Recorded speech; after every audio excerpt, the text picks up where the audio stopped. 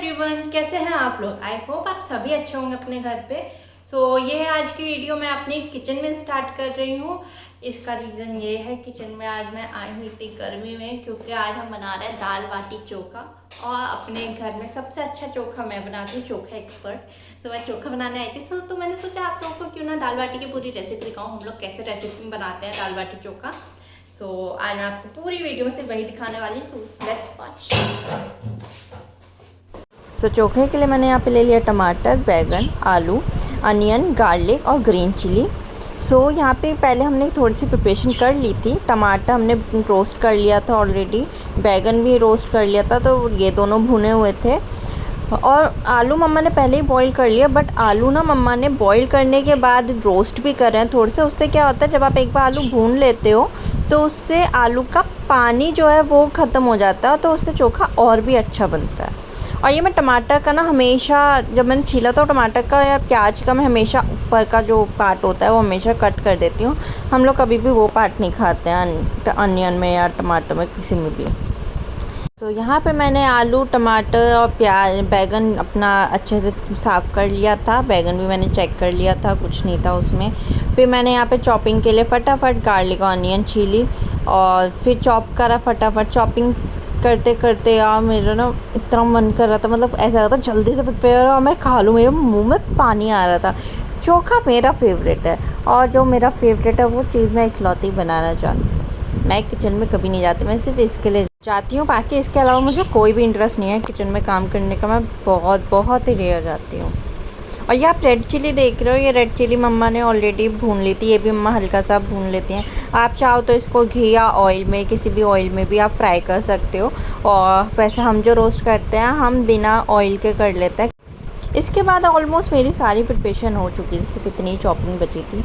तो ये मेरी red chilli, garlic, onion, green chilli, lemon, आलू, टमाटर और बैगन रेडी था। और ये रेड मोटी वाली जो चिली देख रहे हो, ये लाल मिर्च का अचार है। हम एक सिंगल अचार डालते हैं लाल मिर्च में, सिर्फ़ और सिर्फ दाल बाटी के चोखे में, क्योंकि उससे एक अलग ही फ्लेवर आता है। कभी आप अगर आपने ये चीज़ ट्राई ना करी हो ना, तो आप प्लीज़ एक बार ट्राई करना। लाल मिर्च का अचार डाल के उसमें अलग फ्लेवर आता है, वो और भी ज़्यादा चटपटा और टेस्टी हो जाता है। अब फाइनल पार्ट जो है इस पूरी डिश का, चोखे का, मैंने यहाँ पे स्टार्ट कर दिया था। गार्लिक मैंने एक बोल में डाल लिया था चॉप करा हुआ। फिर ये लाल मिर्च मैं इसको छोटे छोटे बिल्कुल ही ज़रा से पतले पतले से पीसेस में तोड़ के, अब वो इतने क्रिस्पी हो जाते हैं रोस्ट करने के बाद ये वाली मिर्च, तो ये ईज़िली हाथ से ही टूट जाते हैं। तो ये मैं अच्छे से क्रिस्पी ये तोड़ रही थी यहाँ पे बोल में।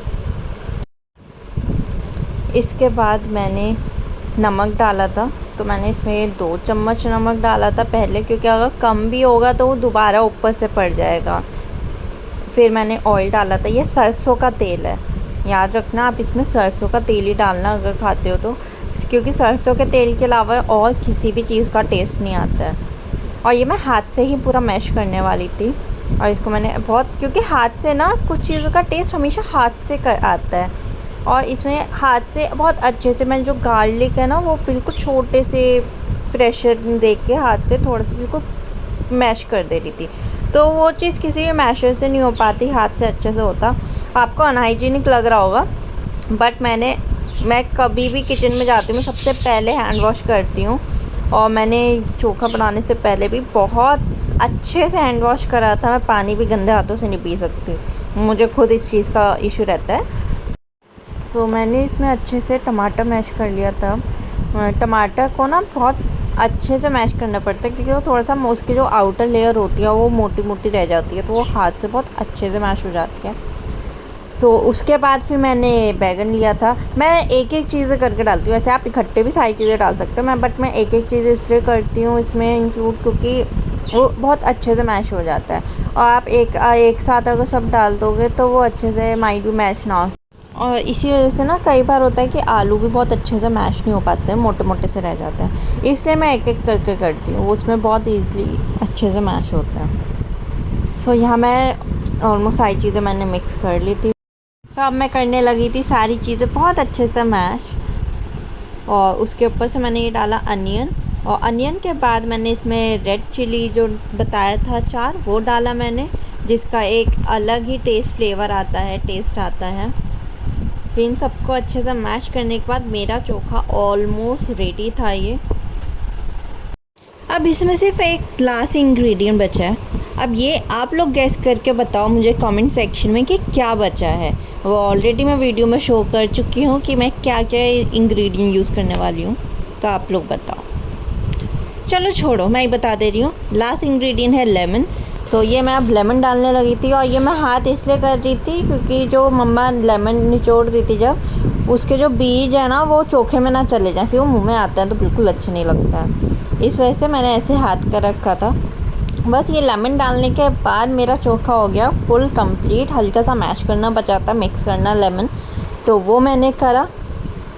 इसके बाद चोखा हो गया रेडी। इस साइड मम्मा प्रिपरेशन कर रही थी बाटी का आटा मम्मा ने मेरे आने से पहले ही कर लिया था। तो आपको मैं एक बार बता देती हूँ कि उस डो में मम्मा ने क्या क्या डाला था। सो फर्स्ट मम्मा ने घी डाला था बहुत सारा, उसके बाद नमक था।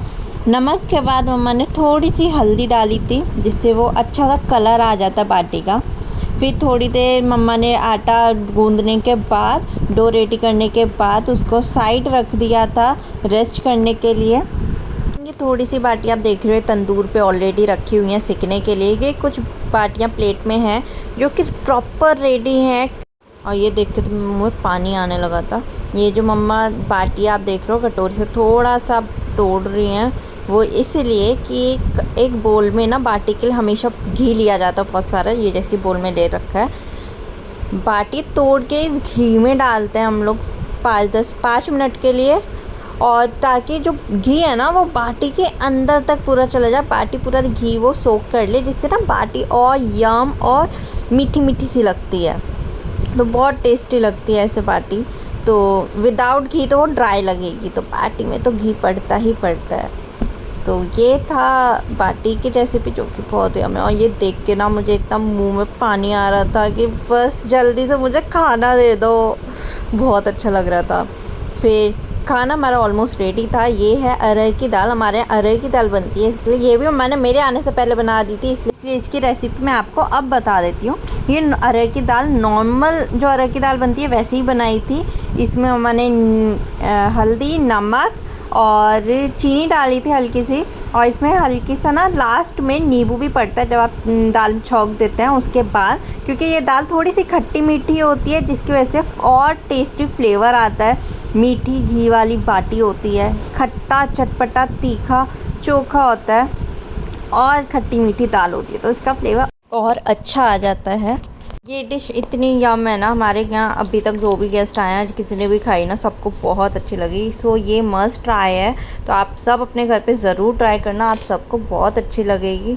और माइट भी जो कच्चा सरसों का तेल नहीं खाते उन्हें अच्छी ना लगे, बट ट्राई ज़रूर करना। मुझे तो बहुत अच्छा लगता है, हमारे घर में सबका फेवरेट है ये, और मेरा तो बहुत ही ज़्यादा। मुझे तो कोई अभी भी दे देना, मैं अभी दोबारा खा लूँगी, ये मुझे इतना पसंद है। और ये देखिए ये घी से निकली हुई बाटी हैं, ये आप देखो हॉट केस में रखी हुई थी अलग से घी से निकल के, और इसके अंदर पूरा भी घी ना बाटी के अंदर पूरा सोख करा हुआ है, जिसकी वजह से ये बाटी मीठी मीठी से टेस्ट आता है, और ये ड्राई नहीं लगती हैं। और ये बहुत यम लग रही है प्लेट, मुझे ऐसा लग रहा है कोई दे दो मुझे ये प्लेट। सो ये था फाइनल लुक मेरी डिश का। So if you like this dish please try at your homes, and also please like, share and subscribe my channel, and do not forget to press the bell icon. Thank you for watching it.